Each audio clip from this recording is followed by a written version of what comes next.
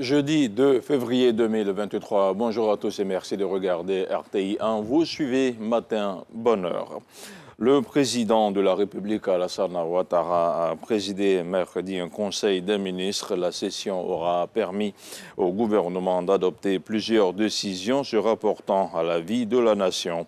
Ces mesures concernent l'accès à l'électricité et l'amélioration de la nutrition et la mobilité dans le Grand Abidjan. Le Conseil s'est également prononcé sur l'organisation le 8 février prochain à Yamoussoukro de la remise du prix Félix Houphouët-Boigny pour la recherche de la paix. Plusieurs hautes personnalités, dont des chefs d'État étrangers, sont annoncés. Je vous propose d'écouter le porte-parole du gouvernement. Pour ce qui est de l'organisation du prix Félix Houphouët-Boigny, cette cérémonie aura lieu le 8 février dans notre capitale politique à Yamoussoukro. Outre les présences que je vous ai annoncées ici, à savoir la récipiendaire, le parrain du prix qui sera représenté par le président Macky Sall, le président du jury, il faut noter que d'autres personnalités dont des chefs d'État ont confirmé leur présence. Il s'agit du président de la Guinée-Bissau, du président du Ghana, du président du Libéria, mais également de l'ancienne première dame donc de Côte d'Ivoire, Mme Thérèse Houphouët-Boigny, le président Henri Konan Bédié, protecteur du prix, je vous l'avais déjà annoncé, sera présent, et également donc le président Gbagbo. L'ancien président Gbagbo est annoncé donc à cette cérémonie. Autre chose à présent, les rencontres consultatives avec la jeunesse ivoirienne se poursuivent, initiées par le ministre Mamadou Touré. Sur instruction du chef du gouvernement, elles visent à promouvoir la participation des jeunes à la gouvernance en 2023. Plusieurs jeunes issus des secteurs du sport, de la culture, de l'entrepreneuriat et des médias ont pu, dans ce cadre, échanger avec la tutelle. Un reportage de Michel Mambo. Ce que je pourrais demander, c'est à l'État ivoirien de prendre en compte toutes nos requêtes. On n'arrive pas à avoir accès à nos différentes autorités, on n'arrive pas à être entendu. On fait également beaucoup de rencontres, mais après, dans le suivi, c'est un peu compliqué.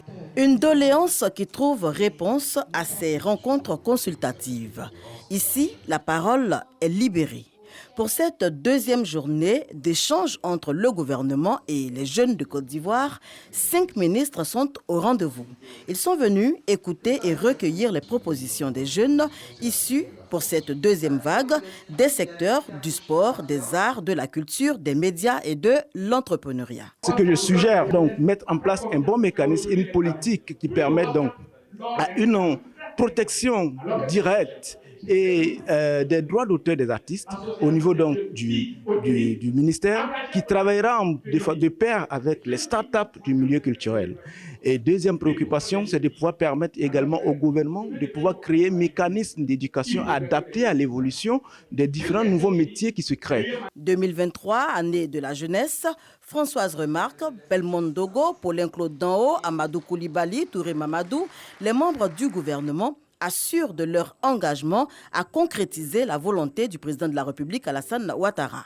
Les orientations sont bien définies, mais les concernés devront y prendre une part active. Nous sommes là pour que tout ce que vous pensez être utile comme marqueur que nous pouvons mettre en œuvre cette année, nous sommes là pour vous écouter et dire comment nous allons mettre tout ça en branle. Nous avons quelques pistes de réflexion, mais cela doit être complété par vos propositions. Cette année, on va beaucoup plus accompagner les initiatives qui valorisent les jeunes. Ce n'est pas seulement en termes de formation ou en termes de création d'emplois, mais c'est la valorisation même donc de cette jeunesse qui crée, qui peut être un exemple ou des exemples pour les autres jeunes. Pour la troisième journée des rencontres consultatives, la part belle sera faite aux jeunes issus du secteur informel. Dans l'actualité hors de chez nous, au Sénégal, Ousmane Sonko est convoqué par la justice ce jeudi 2 février. L'opposant est visé par une plainte pour diffamation déposée par l'actuel ministre du Tourisme, Mamba Nyang.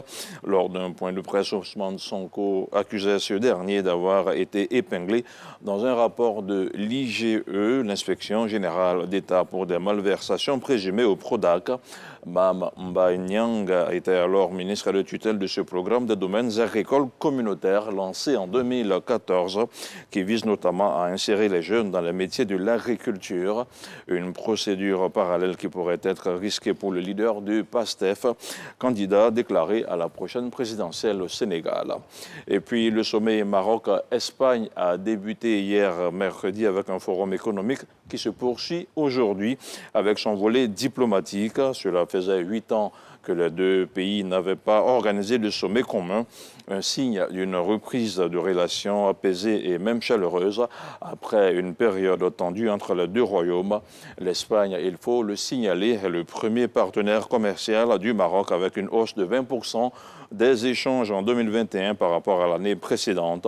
À l'issue donc de ces 2 jours de travaux, Rabat et Madrid doivent signer 24 accords, des accords qui visent notamment à faciliter les investissements espagnols dans le royaume chérifien ou encore à renforcer la coopération policière, éducative et culturelle. On se retrouve à 7h pour un second point d'information.